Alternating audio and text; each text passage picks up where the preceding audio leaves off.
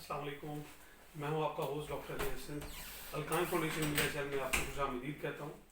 आज कुछ नए सवालात के साथ हाजिर हुआ हूं, लेकिन उससे पहले आपसे रिक्वेस्ट करूंगा कि हमारा चैनल ज़रूर सब्सक्राइब करें और बेल आइकन को ज़रूर प्रेस करें ताकि जो भी नई आने वाली वीडियोस हों वो आप तक पहुंच सकें।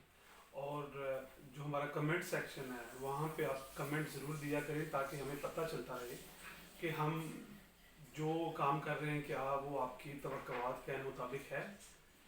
चलते हैं पहले क्वेश्चन की तरफ। मरियम कराची से उन्होंने क्वेश्चन किया है कि सर मेरा सवाल ये है कि बोन मेरो ट्रांसप्लांट और हैप्लो जो आइडेंटिकल बोन मेरो ट्रांसप्लांट में क्या फ़र्क है,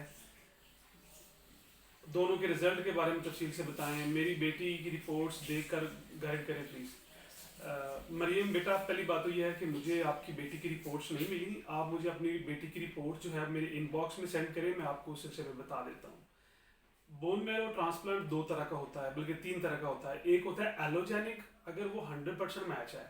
दूसरा होता है हैप्लो आइडेंटिकल, अगर वो लेस देन 100 है या 99% है और 50 से लेकर 99 के दरमियान आएगा तो वो हैप्लो होगा, ठीक है, हैप्लो आइडेंटिकल कंसिडर होगा। और तीसरा होता है अनरिलेटेड, अगर आपका मैचिंग है लेकिन वो अदर दैन फैमिली मेम्बर है तो उसको हम क्या कहेंगे कि जी ये अनरिलेटेड बोन मैरो ट्रांसप्लांट है। दोनों के रिजल्ट्स तीनों के जो है वो डिफरेंट हैं। सबसे पहले तो ये है कि अगर हैप्लो आइडेंटिकल है तो वो 65 से आप 80% तक कह सकते हैं कि ये जो है, बल्कि सॉरी फुल मैच में, एलोजेनिक जो मैच है उसमें 65 से 80% तक पाकिस्तान में रिजल्ट्स हैं। जो हैप्लो आइडेंटिकल है उसमें 45% से लेके और 65 to 70% तक जो है वो रिजल्ट्स हैं। जो unrelated other than family donor जो है वो पाकिस्तान में होता ही नहीं है।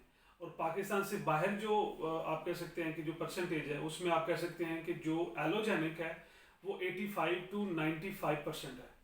और जो आप कह सकते हैं कि हैप्लो आइडेंटिकल वो तकरीबन 80 to 85% तक उसका वो रिजल्ट देते हैं, लेकिन वो कंसिडर उसको 90% करते हैं।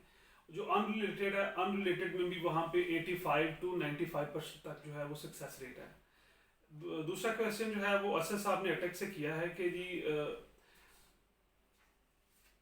डोनर की अगर माइनर हो तो HLA मैचिंग हो सकती है और रिजल्ट क्या हो सकते हैं BMT के।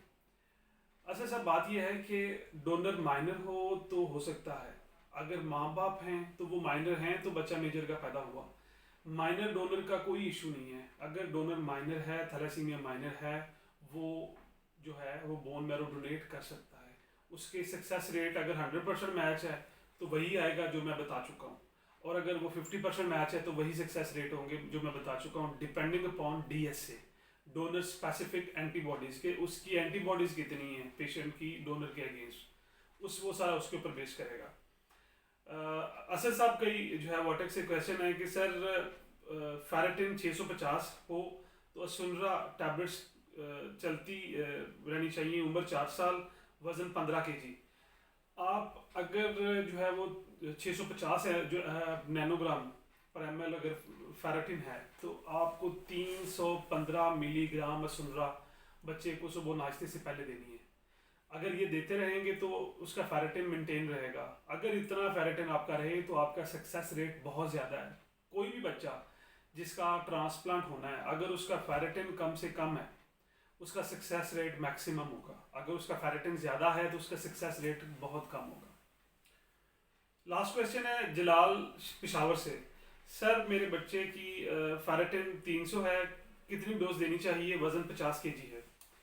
अगर फेरेटिन की जो मिकदार है वो अगर 300 है तो असुनरा में आपने जो है उसको तकरीबन 1050 mg डोज देनी है, ख्वा फेरेटिन जो है वो 300 है, क्योंकि आपने अगर लेवल मेंटेन रखना है तो उसके लिए ये इंतहाई ज़रूरी है कि इसकी प्रॉपर डोज आप देते रहें।